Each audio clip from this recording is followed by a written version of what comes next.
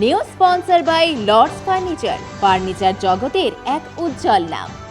নিজেদের ঘরকে সুন্দর আসবাব দিয়ে সাজাতে আজই আসুন আমাদের প্রতিষ্ঠানে। নেই পানীয় জল, ভরসা বাড়ির কুয়ো কিংবা কেনা ড্রামের জল, ফলে সমস্যা এলাকাবাসীরা। সোমবার জলের দাবিতে কলসি বালতি নিয়ে জনস্বাস্থ্য কারিগরি দপ্তর PHE দপ্তরে এসে ধর্নায় বসেন জলপাইগুড়ি সদর ব্লকের খড়িয়া গ্রাম পঞ্চায়েতের সানুপাড়া, কোরানীপাড়া ও দেউনিয়াপাড়ার বাসিন্দারা।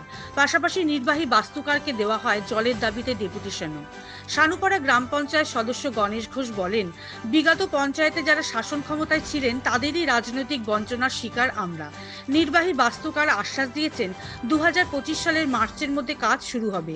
এক্ষেত্রে অবশ্য হুঁশিয়ারির সুরে গণেশ জানায়, যদি তা না হয় তবে এপ্রিল মাসে PHE দপ্তরের গেটে তালা ঝুলিয়ে আন্দোলনে সামিল হব আমরা। জনস্বাস্থ্য কারিগরি দপ্তরের কার্যনির্বাহী বাস্তুকার সোমনাথ চৌধুরী বলেন, ওনারা এসেছিলেন, সমস্যার কথা শুনলাম, দ্রুত সমাধানের ব্যবস্থা করা হবে।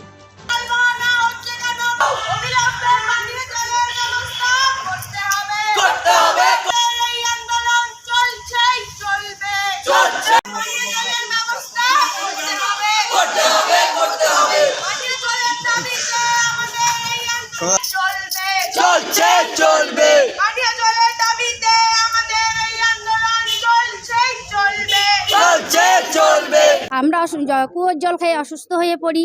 হ্যাঁ, সেই জন্য আমাদের জলের আবেদন আমরা বহুবার করেছি, জলের কোনো সমাধান পাইনি। এবার আমরা নেমেছি জলের আন্দোলনে।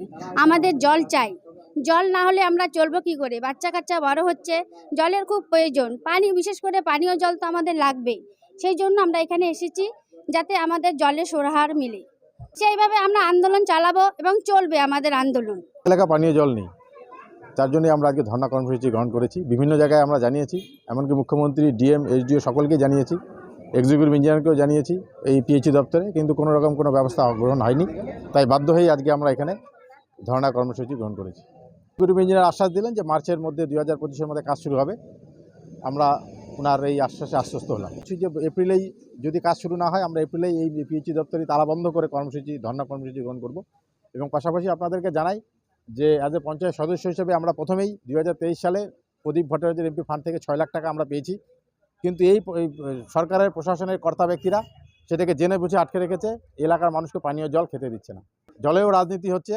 জয়তু মা রূপময়ী শ্রী শ্রী মা তারা সিদ্ধেশ্বরী। জীবন আমাদের রক্তে গড়া প্রাণ, রক্ত দিয়ে বাঁচাবো মোরা শত শত প্রাণ।